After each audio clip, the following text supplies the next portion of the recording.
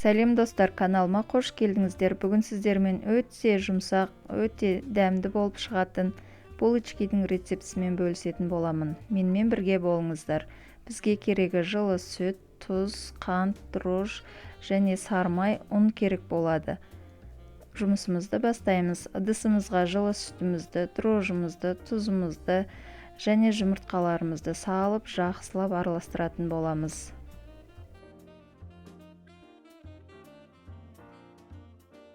Қантымызды салып араластырамыз.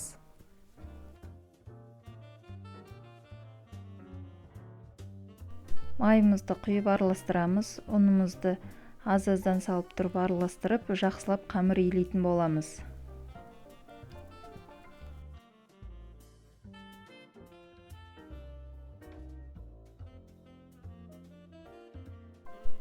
Қамырымыз кішкене қолға жабысқақ болады. Бетін жауып, жылы жерге қойып қоямыз. 40 минут өткеннен кейін қайта шығарып, бетін бір қайтара басып қоямыз. Қайтадан бетін жауып, жылы жерге қоямыз.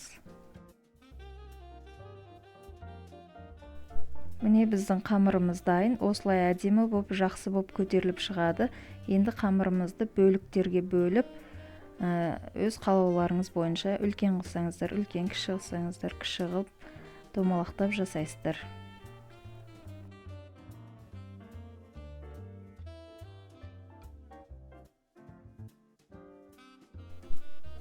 Міне мен осындай бөліктерге бөліп қойдым. Енді бетін жауып 20 минутқа тындырып аламыз.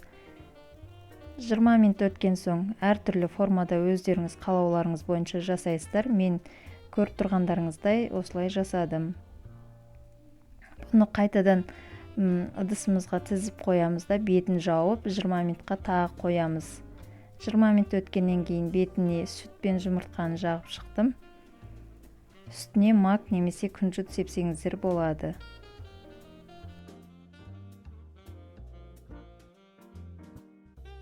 Енді пешімізге салып пісіріп аламыз. 180 градуста 30 минутқа.